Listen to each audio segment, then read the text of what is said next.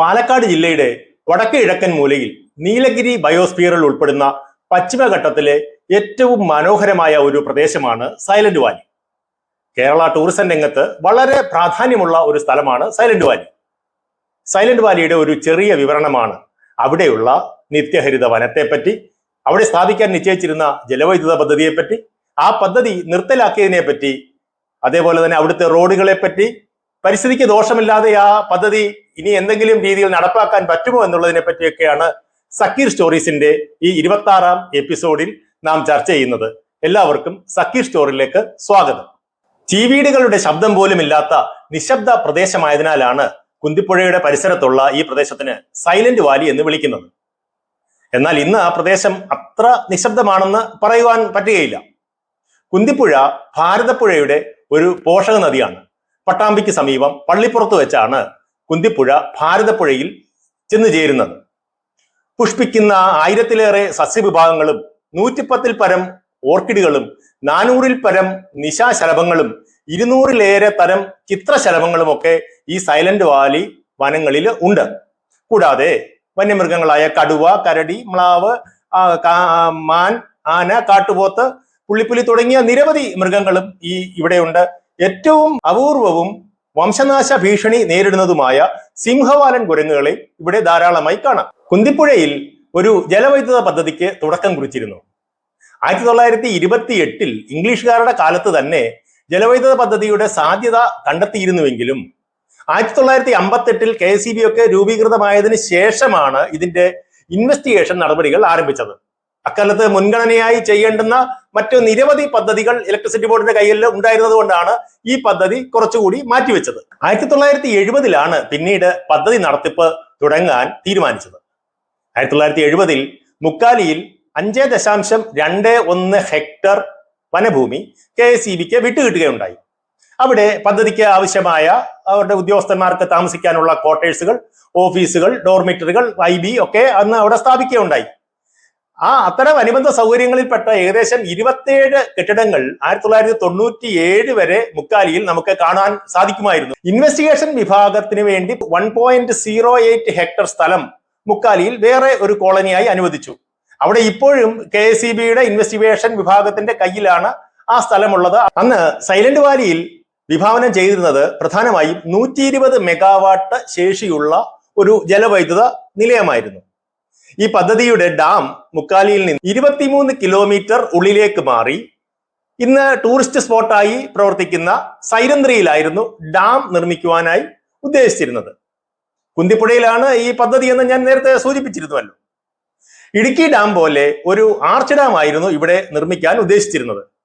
ഈ സൈരന്ത്രിയിലാണ് ഇന്ന് silent Valley കാണുന്ന ടൂറിസ്റ്റുകളെല്ലാം എത്തിച്ചേർന്ന വലിയ ഒരു വാച്ച് ടവറും ഒക്കെ അവിടെ സ്ഥാപിച്ചിട്ടുണ്ട്. വളരെ പ്രകൃതി മനോഹരമായ ഒരു സ്ഥലമാണ് അവിടെ. ആ ടവറിന്റെ മുകളിലൊക്കെ കയറി നിൽക്കാൻ നല്ല രസമാണ്. നല്ല കാറ്റും തണുപ്പും ഒക്കെ അനുഭവപ്പെടാറുണ്ട്.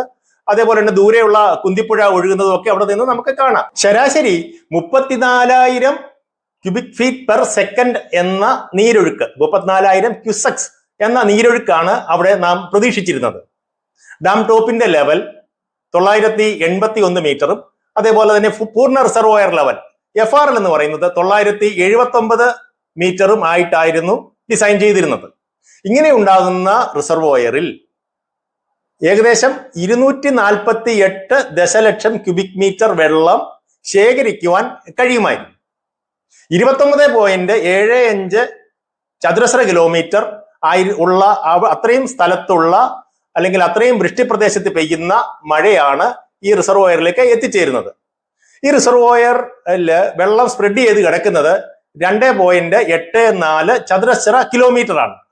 അതായത് ഈ റിസർവോയർ പൂർണ്ണ നിലയിൽ ജലം നിറയുമ്പോൾ 2.84 സ്ക്വയർ കിലോമീറ്റർ വനം, അത് നദിയുടെ ഭാഗം ഉൾപ്പെടെയാണ് മുങ്ങിപ്പോകുന്നത് എന്ന് നമുക്ക് കാണാം. ഇങ്ങനെ റിസർവോയറിൽ ശേഖരിക്കുന്ന വെള്ളം 4.5 കിലോമീറ്റർ നീളമുള്ള ഒരു ടണൽ വഴിയും അതിനെ തുടർന്ന് 2.4 കിലോമീറ്റർ നീളമുള്ള പെൻസ്റ്റോക്ക് പൈപ്പുകൾ വഴിയും കുന്തിപ്പുഴയുടെ തീരത്ത് തന്നെ തത്തേങ്ങലം എന്ന ഭാഗത്ത് ഒരു പവർ ഹൗസ് നിർമ്മിച്ച് വൈദ്യുതി ഉൽപ്പാദിപ്പിക്കുക എന്നുള്ളതായിരുന്നു ഈ പദ്ധതി കൊണ്ട് ഉദ്ദേശിച്ചിരുന്നത്.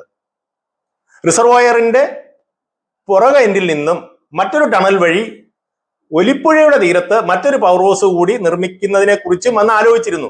ഒലിപ്പുഴ ശരിക്കും കടലുണ്ടിപ്പുഴയുടെ ഒരു പോഷക നദിയാണ്. ഈ പവർ ഹൗസ് നിർമ്മിക്കാൻ ഉദ്ദേശിച്ച തത്തയങ്കലം നമുക്കറിയാം മണ്ണാർക്കാട് നിന്നാണ് നേരെയാണ് പോകുന്നത് കുന്തിപ്പുഴയുടെ തീരത്തുകൂടി. അതിനാവശ്യമായ റോഡുകളും ഒക്കെ അന്നേ ചെയ്തിരുന്നു. ഈ പദ്ധതിക്ക് ആവശ്യമായ റോഡുകൾ ഡാം സൈറ്റിലേക്ക് മുക്കാലിയിൽ നിന്നും 23 കിലോമീറ്റർ, അത് ഡാം സൈറ്റ് എന്ന് പറഞ്ഞാൽ സൈരന്ത്രിയിലേക്ക്, അതേപോലെ തന്നെ മണ്ണാർക്കാട് നിന്നും തത്തേങ്കലം പവർ ഹൗസിലേക്ക് എത്തിച്ചേരുവാനുള്ള റോഡ്.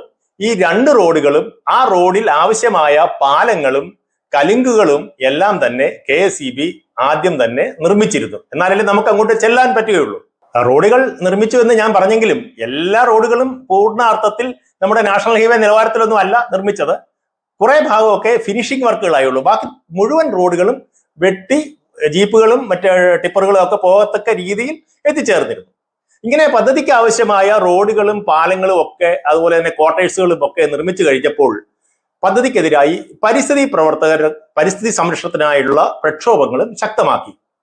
നമുക്കറിയാം സുഗതകുമാരി ടീച്ചറിന്റെ ഒക്കെ ഒരു 50 വയസ്സിന് മേളിലുള്ളവർക്കൊക്കെ അന്നത്തെ പ്രക്ഷോഭത്തെ കുറിച്ചൊക്കെ നേരിട്ട് തന്നെ അറിയാം. അന്ന് കവികളും സാഹിത്യകാരന്മാരും ഒക്കെ അതിനെതിരെ ഈ മരങ്ങളെയൊക്കെ സംരക്ഷിക്കേണ്ടതിനെ കുറിച്ച്, ഈ പരിസ്ഥിതിയെയൊക്കെ നാം സംരക്ഷിക്കേണ്ടതിനെ കുറിച്ച് ശക്തമായി അതിനെ പിന്തുണയ്ക്കുകയും അതേപോലെ തന്നെ ശാസ്ത്ര സാഹിത്യ പരിഷത്ത് അവർ ഈ പദ്ധതിയുടെ മുഴുവൻ സാങ്കേതിക, സാമ്പത്തിക, സാമൂഹിക, രാഷ്ട്രീയ ഒരു വിലയിരുത്തൽ നടത്തി ജനങ്ങളുടെ മുമ്പിൽ വെക്കുകയും തുടർന്ന് കേരളീയർ ഒട്ടാകെ ആ പദ്ധതിക്ക് എതിരായി മിക്കവാറും എല്ലാവരും ആ പദ്ധതിക്ക് എതിരാവുകയും തുടർന്ന് 1980 അന്നത്തെ കേന്ദ്ര ഗവൺമെന്റ് അല്ലെങ്കിൽ പ്രധാനമന്ത്രിയായിരുന്ന ശ്രീമതി ഇന്ദിരാഗാന്ധി ആ പദ്ധതിക്കുള്ള അനുവാദം പിൻവലിക്കുകയും ചെയ്തു. പദ്ധതി ഉപേക്ഷിക്കപ്പെട്ട ശേഷം 1984 സൈലന്റ് വാലി ഒരു ദേശീയ പാർക്കായി, നാഷണൽ പാർക്കായി പ്രഖ്യാപിച്ചു. 1985 ശ്രീമതി ഇന്ദിരാഗാന്ധിയുടെ മരണശേഷമാണ് അതിന്റെ ഉദ്ഘാടനമൊക്കെ ഔപചാരികമായി നടന്നത്. 90കളുടെ അവസാനവും അതുപോലെ 2000, 2010 അല്ലെങ്കിൽ 2007 കാലഘട്ടത്തിലുമൊക്കെയായി സൈലന്റ് വാലിക്ക് താഴെ മറ്റൊരു പദ്ധതി ഇൻവെസ്റ്റിഗേഷൻ നടത്തി പൂർത്തിയാക്കി. പാത്രക്കടവ് പദ്ധതി എന്നാണ് അതിന്റെ പേര്. 70 മെഗാവാട്ട് ശേഷിയായിരുന്നു. ഈ പദ്ധതിയുടെ ഒരു അട്രാക്ഷൻ തന്നെ വെറും 0.22 സ്ക്വയർ കിലോമീറ്റർ മാത്രമേ, അത്രയും മാത്രമേ സബ്മർജൻസ് ഏരിയ ഉള്ളൂ. അത്രയും സ്ഥലത്തെ വനം മാത്രമേ നശിക്കുകയുള്ളൂ. ബാക്കിയൊക്കെ ടണലും പെൻസ്റ്റോക്കും ഒക്കെ തന്നെയാണ്. പഴയ തത്തയങ്കലത്ത് ആ ഭാഗത്തോട്ട് തന്നെ പവർ ഹൗസും ഒക്കെയാണ്. പക്ഷേ പിന്നീട് ഈ ഭാഗവും ഈ ദേശീയ പാർക്കിന്റെ ബഫർ സോണായി പ്രഖ്യാപിക്കപ്പെടുകയും ആ പദ്ധതിയും ഉപേക്ഷിക്കപ്പെടുകയും ചെയ്തു. കേരളത്തിലാകെ ഏകദേശം 6000 മെഗാവാട്ട് ജലവൈദ്യുത പദ്ധതിക്ക് ഉള്ള പൊട്ടൻഷ്യൽ അല്ലെങ്കിൽ ഇതിനുള്ള സാധ്യത ഉണ്ടെന്നാണ് പഠനങ്ങൾ സൂചിപ്പിച്ചിരിക്കുന്നത്. അതിൽ 2200 മെഗാവാട്ട് മാത്രമേ ചെറുതും വലുതുമായി KSEBയും മറ്റ് സ്വകാര്യ കമ്പനികളും ഒക്കെ ചേർത്ത് ഇതുവരെ നിർമ്മിച്ചിട്ടുള്ളൂ. ഏകദേശം 200 മെഗാവാട്ടിന്റെ ചെറുതും വലുതുമായ പദ്ധതികളുടെ നിർമ്മാണം പല ഘട്ടത്തിലായി ഇപ്പോൾ നടന്നു വരുന്നുണ്ട്. 2030 ആകുമ്പോഴേക്കും കേരളത്തിന്റെ വൈദ്യുതി ആവശ്യകത 10,000 മെഗാവാട്ട് ആകുമെന്നാണ് പഠനങ്ങൾ സൂചിപ്പിക്കുന്നത്. 2030 മറ്റ് സംസ്ഥാനങ്ങളിൽ നിന്നും വൈദ്യുതി കൊണ്ടുവരാനുള്ള ഹൈടെൻഷൻ ലൈനുകളുടെ ശേഷി ഏകദേശം 4300 മെഗാവാട്ട്.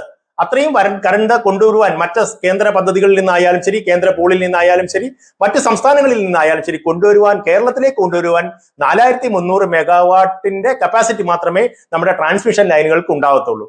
അതായത് 5700 മെഗാവാട്ട് 2030 ആകുമ്പോഴത്തേക്കും കേരളത്തിൽ നാം കണ്ടെത്തേണ്ടിയിരിക്കുന്നു. എങ്കിലും നമ്മുടെ വികസന പ്രവർത്തനങ്ങൾ ഈ നാം ഉദ്ദേശിക്കുന്ന രീതിയിൽ മുമ്പോട്ട് പോകാൻ സാധ്യതയുള്ളൂ. ഈ 10,000 മെഗാവാട്ട് എന്ന് പറയുമ്പോൾ പലർക്കും അതത്ര വിശ്വസനീയമായി തോന്നുകയില്ല.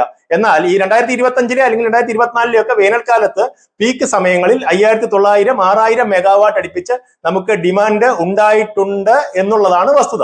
ഇങ്ങനെ കേരളത്തിൽ തന്നെ നാം ഉൽപ്പാദിപ്പിക്കപ്പെടേണ്ടുന്ന 5700 മെഗാവാട്ട് 2030 കൂടി, അല്ലെ നമുക്ക് 2500 മെഗാവാട്ടൊക്കെ നമുക്ക് ഉൽപ്പാദിപ്പിക്കാം. കുറച്ച് സോളാർ കൊണ്ടൊക്കെ നിൽക്കാം. ബാക്കി ഏത് രീതിയിലായാലും, സോളാർ പദ്ധതി മൂലമായാലും ശരി, അല്ലെങ്കിൽ ജലവൈദ്യുത പദ്ധതി മൂലമായാലും, തെർമൽ ആയാലും, ഇനി അഥവാ ഇപ്പോൾ മുമ്പോട്ട് വരുന്ന ആണവ നിലയങ്ങൾ വഴിയായാലും, ഏതൊക്കെ രീതിയിലായാലും നാം ഉൽപ്പാദിപ്പിക്കേണ്ടിയിരിക്കുന്നു. കേന്ദ്ര പരിസ്ഥിതി നിയമത്തിന്റെ നൂലാമാലകളിൽപ്പെട്ടും അതേപോലെ തന്നെ അന്തർ സംസ്ഥാന നദീതട പ്രശ്നങ്ങളിലും കേസുകളിലും കൂട്ടത്തിലും ഒക്കെ പെട്ടും നമുക്ക് നിരവധി പദ്ധതികൾ നടപ്പിലാക്കാൻ പറ്റാതിരിക്കുകയാണ്. അങ്ങനെ നടപ്പിലാക്കാൻ പറ്റാതിരിക്കുന്ന ബൃഹത് പദ്ധതികൾ KSEB ഇൻവെസ്റ്റിഗേഷൻ ഒക്കെ പൂർത്തിയാക്കിയിട്ട് ഇപ്പോഴും ഫയലുകളിൽ ഉറങ്ങുന്ന നിരവധി പദ്ധതികളുണ്ട്. ഞാൻ ചില ഉദാഹരണങ്ങൾ പറയാം.